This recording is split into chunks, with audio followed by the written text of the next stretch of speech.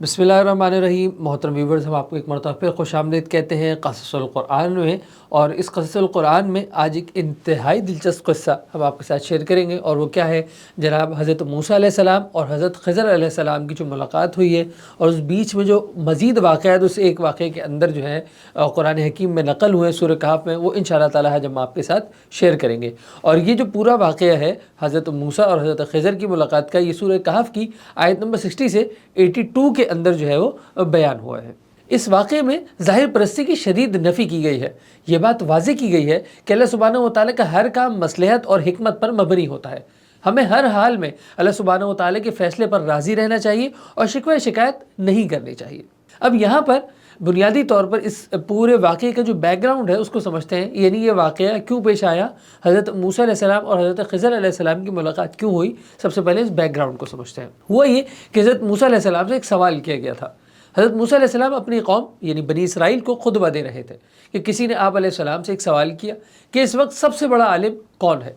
चूँकि हज़रत मूसा अलैहिस्सलाम इस वक्त के जलीलुल क़द्र रसूल थे, और रसूलों को दिया गया जो इल्म वही है वो दीगर तमाम उलूम से बढ़कर होता है। इसलिए हज़रत मूसा अलैहिस्सलाम ने गालिबन इस बात को मद्देनज़र रखते हुए जवाब दिया कि मैं सबसे बड़ा आलिम हूँ, वल्लाहु आलम। अगरचे ये जवाब सही था, लेकिन इस तरह का जवाब देना अल्लाह सुब्हानहू व तआला को पसंद ना आया। हज़रत मूसा अलैहिस्सलाम को जवाबन ये कहना चाहिए था कि अल्लाह सुब्हानहू व तआला ही को इल्म है कि इस वक्त सबसे बड़ा आलिम कौन है।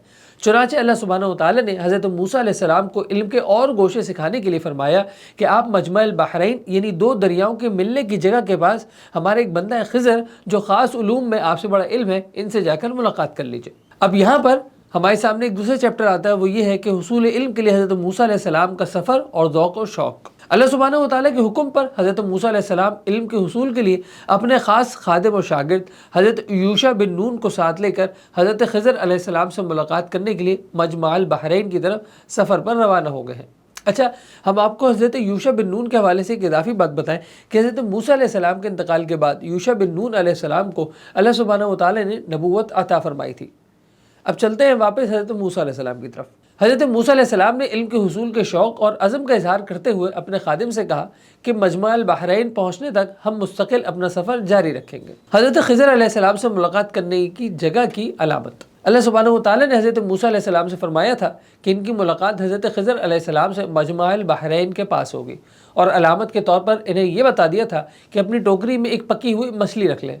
मजमअल बहरैन यानी दोनों समंदरों के मिलने की जगह पर जिस मुकाम पर ये मछली ज़िंदा होकर पानी में चली जाए, वही मुकाम है जहाँ हज़रत ख़िज़र अलैहिस्सलाम आप अलैहिस्सलाम को मिलेंगे। अब हम समझते हैं मजमअल बहरैन का महलो मुकाम क्या है, वो किस जगह पर वाक़ है। बाद मुफस्सिरीन की राय ये है कि ये वाक़या हज़रत मूसा अलैहिस्सलाम के इब्तिदाई दौर का है, जब आप अलैहिस्सलाम मिस्र में थे। चुनांचे वो मजमअल बहरैन से मुराद सूडान के शहर खुर्तूम से आने वाले दरियाए नील की दोनों शाखें नील अबियस यानी वाइट नील और नील अज़रक यानी ब्लू नील के आपस में मिलने के मुकाम को लेते हैं। जबकि वो मुफस्सिरीन जो इस वाक़े को हिजरत सहराई सीना के बाद का वाक़या करार देते हैं, इनके नज़दीक मजमअल बहरैन से मुराद सहराई सीना का वो जनूबी हिस्सा है जहाँ खलीज उक़बा और खलीज सुइज़ दोनों आकर मिलते हैं और बहरी अहमर में शामिल हो जाते हैं। अब हम समझते हैं मछली का पानी में सुरंग बनाते हुए दाखिल हो जाना, ये बड़ा एक अजीब वाक़या हुआ। हज़रत मूसा अलैहिस्सलाम ने पकी हुई मछली हज़रत यूशा बिन नून अलैहिस्सलाम के हवाले की और फरमाया कि तुम्हारा काम यह है कि जब ये मछली टोकरी से निकल कर पानी में जाए तो मुझे बता देना। हज़रत यूशा बिन नून अलैहिस्सलाम ने कहा कि ये तो छोटा सा काम है। चलते चलते दोनों एक पत्थर के पास पहुँचे तो वहाँ कुछ देर आराम के लिए लेट गए। थोड़ी देर में मछली हैरत अंगेज़ तौर पर मौज़ाना तरीके से टोकरी से निकली और सुरंग बनाती हुई पानी में चली गई। मछली पानी में जहाँ से गुजरती वहाँ पानी मुंजमद होकर रह जाता और मछली के लिए एक सुरंग सी बनती चली जाती। ये मंजर देख कर हज़रत यूशा बिन नून अलैहिस्सलाम बहुत हैरान हुए और सोचा कि हज़रत मूसा अलैहिस्सलाम को बता दें, लेकिन इन्होंने हज़रत मूसा अलैहिस्सलाम को नींद से बेदार करना मुनासिब ना समझा। जब हज़रत मूसा अलैहिस्सलाम नींद से बेदार हुए तो फ़ौरन सफ़र पर रवाना हो गए, और हज़रत यूशा बिन नून अलैहिस्सलाम को शैतान ने भुला दिया कि वो हज़रत मूसा अलैहिस्सलाम से मछली का जिक्र करते। अब यहाँ होती है हज़रत मूसा अलैहिस्सलाम की हज़रत ख़िज़र अलैहिस्सलाम से मुलाकात। हज़रत मूसा अलैहिस्सलाम और हज़रत यूशा बिन नून अलैहिस्सलाम बाकी सारा दिन और रात चलते रहे। अगले दिन हज़रत मूसा अलैहिस्सलाम ने अपने खादिम हज़रत यूशा बिन नून अलैहिस्सलाम से फरमाया कि हमारे दिन का खाना तो लाओ, इस सफ़र में हमें बहुत थकावट महसूस हो रही है। जब तक हज़रत मूसा अलैहिस्सलाम मुकर्रर रास्ते की तरफ बढ़ते रहे इन्हें थकावट महसूस नहीं हुई, लेकिन जैसे ही वो सही मुकाम से आगे निकले इन्हें थकावट महसूस होने लगी। اس وقت حضرت یوشع بن نون علیہ السلام کو یاد آیا اور انہوں نے حضرت موسیٰ علیہ السلام کو بتایا کہ جب ہم پتھر کے پاس آرام کر رہے تھے تو کسی طرح مچھلی اچانک موزانہ طور پر پانی میں سرنگ بناتی ہوئی غائب ہو گئی تھی۔ حضرت موسیٰ علیہ السلام نے فرمایا کہ اسی جگہ کی تو ہمیں تلاش تھی، چنانچہ دونوں اپنے قدموں کے نشانات دیکھتے ہوئے واپس چلے۔ جب وہ اس پتھر کے پاس پہنچے جہاں مچھلی پانی میں گئی تھی تو وہاں انہوں نے ایک شخص کو چادر اڑے ہوئے پایا۔ یہ حضرت خضر علیہ السلام تھے جنہیں اللہ سبحانہ و تعالی نے تکوینی علم یعنی واقعات اور معاملات کا خاص علم عطا فرمایا تھا۔ حضرت موسیٰ علیہ السلام نے انہیں سلام کیا اور اپنا تعارف کرایا۔ حضرت خضر علیہ السلام نے حضرت موسیٰ علیہ السلام سے کہا کہ جو علم اللہ سبحانہ و تعالی نے مجھے دیا ہے وہ آپ کے پاس نہیں ہے، اور جو علم اللہ سبحانہ و تعالی نے آپ کو دیا ہے وہ میرے پاس نہیں ہے۔ اب یہاں یہ جاننا ضروری ہے محترم ویورز کہ حضرت خضر علیہ السلام تھے کون؟ حضرت خضر علیہ السلام کے بارے میں مفسرین کی مختلف اقوال ہیں۔ بعض انہیں فرشتہ کہتے ہیں، بعض ولی اللہ، جبکہ زیادہ مشہور بات یہ ہے کہ وہ نبی تھے۔ ان کا نام بلیہ بن ملکان اور لقب خضر تھا۔ خضر کے معنی سبز ہیں یعنی گرین، کیونکہ وہ زمین پر جہاں بیٹھتے وہاں سبزہ اگ جاتا تھا۔ اب یہاں پر ہم یہ سمجھتے ہیں کہ حضرت موسیٰ علیہ السلام کی جو حضرت خضر علیہ السلام سے علم سیکھنے کی درخواست ہے وہ کیا ہے۔ حضرت موسیٰ علیہ السلام نے حضرت خضر علیہ السلام سے ملاقات کا سبب بیان کیا، ان سے درخواست کی کہ وہ اللہ سبحانہ و تعالیٰ کے دیے ہوئے علم میں سے انہیں بھی کچھ سکھائے اور چند روز اپنے ہمراہ رہنے کی اجازت دے۔ حضرت خضر علیہ السلام نے ان سے کہا کہ آپ میرے ساتھ رہ کر جو واقعات دیکھیں گے ان پر صبر نہیں کر سکیں گے، کیونکہ جن چیزوں کا آپ کے پاس علم نہیں ان پر آپ صبر کیسے کر سکتے ہیں۔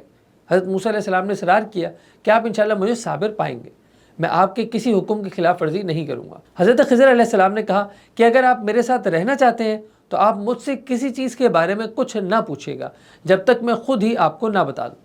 حضرت موسیٰ علیہ السلام نے ان کی شرط قبول کر لی۔ پھر حضرت موسیٰ علیہ السلام اور حضرت خضر علیہ السلام دونوں ایک ساتھ دریا کے کنارے کنارے چلنے لگے۔ اب یہاں ایک واقعہ رونما ہوتا ہے اور وہ یہ ہے کہ حضرت موسیٰ علیہ السلام اور حضرت خضر علیہ السلام کشتی کا سفر کرتے ہیں۔ آئیے سمجھتے ہیں۔ دونوں دریا کے کنارے کنارے چلتے رہے کہ قریب سے کشتی گزری۔ انہوں نے کشتی والوں سے کہا کہ ہمیں بھی کشتی میں سوار کر لیں۔ کشتی والوں نے حضرت خضر علیہ السلام کو پہچان لیا اور بغیر کرایہ لیے دونوں کو اپنے ساتھ کشتی میں سوار کر لیا۔ اتنے میں ایک چڑیا آئی جس نے کشتی کے کنارے پر بیٹھ کر دریا میں سے اپنی چونچ میں پانی لیا، جسے دیکھ کر حضرت خضر علیہ السلام نے حضرت موسیٰ علیہ السلام سے کہا کہ اللہ سبحانہ و تعالیٰ کے علم کے مقابلے میں میرا علم اور آپ کا علم دونوں ملا کر اتنا ہی ہے جیسے اس چڑیا نے اس دریا سے چونچ میں پانی لیا ہے۔ ابھی کشتی میں سوار ہوئے کچھ ہی دیر گزری تھی کہ حضرت خضر علیہ السلام نے کشتی کا ایک تختہ توڑ دیا اور کشتی کو عیب دار کر دیا۔ حضرت موسیٰ علیہ السلام کہنے لگے کہ ان لوگوں نے تو ہمیں بغیر کرایہ لیے کشتی میں بٹھایا اور آپ نے اس کشتی میں شگاف کر دیا تاکہ کشتی والے ڈوب جائیں، یہ تو آپ نے بہت خطرناک کام کیا۔ حضرت خضر علیہ السلام نے جواب دیا کہ میں نے نہ کہا تھا کہ آپ میرے ساتھ صبر نہ کر سکیں گے۔ حضرت موسیٰ علیہ السلام نے کہا میں بھول گیا تھا، آپ مجھ سے درگزر کریں اور میرے ساتھ سختی نہ کریں۔ اب اس کے بعد ایک دوسرا واقعہ پیش آتا ہے، وہ بھی سمجھتے ہیں، اور وہ کیا ہے؟ وہ ایک لڑکے کا قتل ہے۔ پھر وہ دونوں کشتی سے اتر آئے اور ساحل پر چلنے لگے۔ راستے میں حضرت خضر علیہ السلام نے ایک لڑکے کو دیکھا جو دوسرے لڑکوں کے ساتھ کھیل رہا تھا۔ حضرت خضر علیہ السلام نے اس لڑکے کو قتل کر دیا۔ حضرت موسیٰ علیہ السلام کہنے لگے یہ کیا، آپ نے ایک پاکیزہ جان کو ناحق مار ڈالا، یہ تو آپ نے بہت برا کام کیا۔ حضرت خضر علیہ السلام نے یہاں پر بھی وہی جواب دیا کہ میں نے آپ کو یہ نہیں کہا تھا کہ آپ میرے ساتھ صبر نہ کر سکیں گے۔ حضرت موسیٰ علیہ السلام نے کہا کہ اگر آئندہ میں نے آپ کے کام پر کوئی سوال کیا تو بے شک آپ مجھے اپنے ساتھ نہ رکھیے گا۔ سورہ کہف میں اس کے بعد ایک تیسرا واقعہ نقل ہوتا ہے اور وہ کیا ہے؟ وہ یہ ہے کہ بستی والوں کی دیوار کی مرمت کرتے حضرت خضر علیہ السلام۔ آئیے سمجھتے ہیں۔ پھر وہ دونوں ایک بستی میں پہنچے اور بستی والوں سے کھانا طلب کیا، لیکن انہوں نے کچھ بھی کھانے کو نہ دیا اور انہیں مہمان بنانے سے انکار کر دیا۔ انہوں نے اس بستی میں ایک دیوار دیکھی جو گرنے ہی والی تھی۔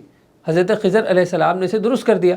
حضرت موسیٰ علیہ السلام نے کہا کہ اگر آپ ایسے بے مروت لوگوں سے معاوضہ لے کر دیوار درست کرتے تو ہم کھانا کھا لیتے۔ حضرت خضر علیہ السلام نے حضرت موسیٰ علیہ السلام سے کہا کہ اب حسب وعدہ آپ کو مجھ سے الگ ہو جانا چاہیے، کیونکہ آپ کا میرے ساتھ چلنا مشکل ہے۔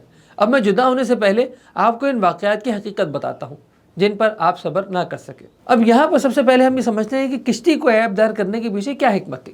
حضرت خضر علیہ السلام نے فرمایا کہ کشتی کا تختہ توڑنے کی وجہ یہ تھی کہ اس کے مالک چند غریب اور مسکین لوگ تھے جو کشتی چلا کر محنت مزدوری سے اپنے گھر والوں کا پیٹ پالتے تھے۔ جس طرف کشتی جا رہی تھی وہاں ایک ظالم بادشاہ اچھی کشتیوں کو پکڑ کر ضبط کر رہا تھا۔ میں نے چاہا کہ کشتی کو عیب دار کر دوں تاکہ وہ اس ظالم بادشاہ کے ہاتھوں سے محفوظ رہے اور کشتی والے پھر سے کشتی کو درست کر کے اپنی روزی روٹی کماتے رہیں۔ اب یہاں دوسرے واقعے کی حکمت ہے وہ بیان کی جا رہی ہے، وہ جس میں لڑکے کو قتل کر دیا گیا تھا۔